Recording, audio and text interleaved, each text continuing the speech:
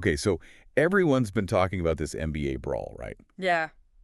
And you wanted a deep dive.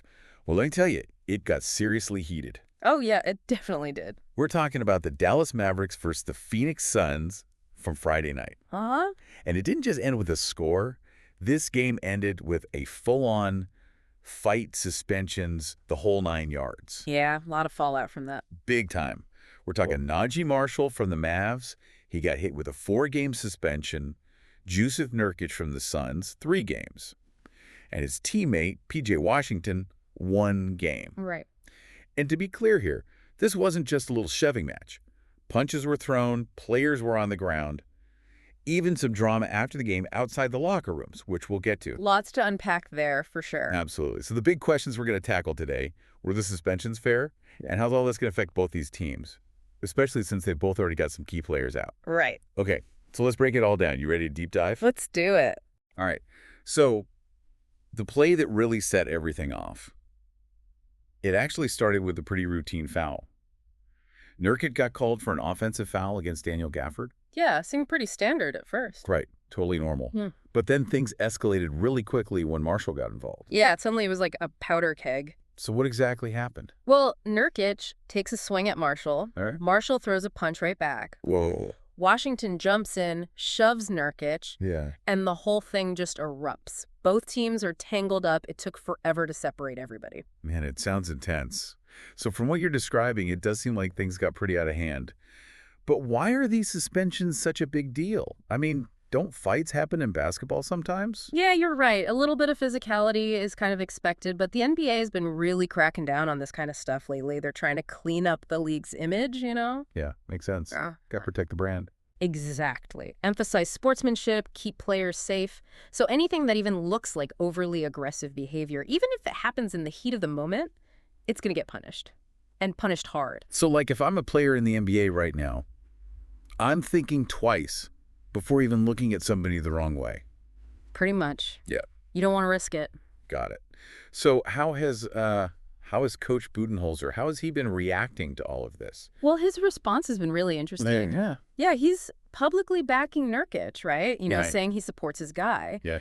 But at the same time, he's saying the Suns absolutely have to avoid these situations in the future. It sounds like he's trying to walk a pretty fine line here. He totally is. On the one hand, he's got to show he's got his players back, especially when the league's coming down on him like that. Like, But on the other hand, he's got to acknowledge that this was serious. You know, the league's not messing around. right. Tough spot for a coach. Yeah. But, I'm curious about your take on this.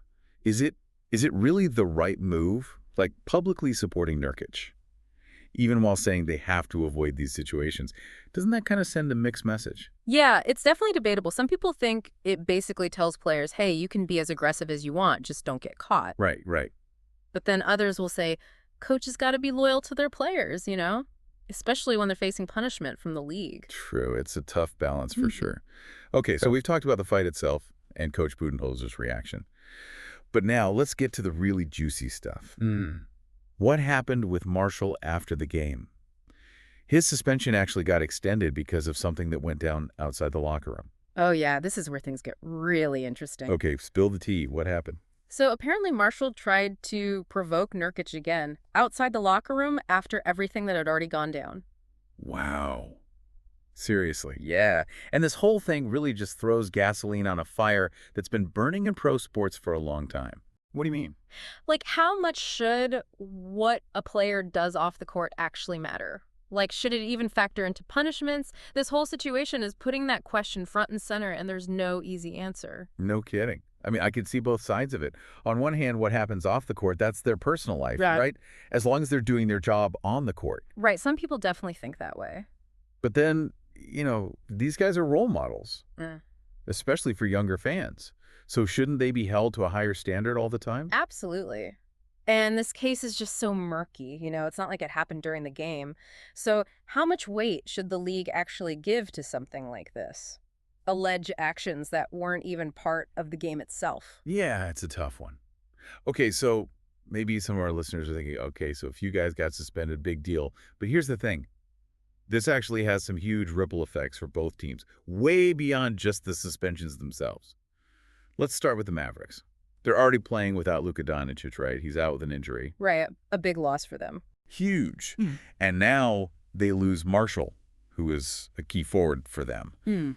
So it's putting a ton of strain on their roster. For sure. And on the Suns side, they're losing their starting center and another forward in Washington. They were already facing some challenges. Now this just piles on top of it. Yeah, it's a lot for any team to handle. How are they going to fill these gaps? Well, they're going to have to get creative. Maybe some bench players will get a chance to step up, get more playing time. Could be a good opportunity for them to shine. Definitely, but it also puts a lot of pressure on them to perform. And their strategy on the court, it might have to change completely. It's going to be really interesting to see how both teams adapt. This whole thing, it's way more than just a fight on the court, right? It really is. We've got the brawl itself, the suspensions, the coach trying to navigate this tricky situation, and then the impact this is having on both teams, their lineups, their strategies. It's wild. It really shows you how interconnected everything is in pro sports, right? Yeah. Player conduct, team dynamics, league rules. One small thing could have a domino effect. Totally. And it makes you think, how do we even prevent stuff like this from happening again? Right. Is it about stricter rules, or is it about finding better ways to handle conflict? Big questions. Yeah. Something for everyone to think about. We'll see you on the next Deep Dive.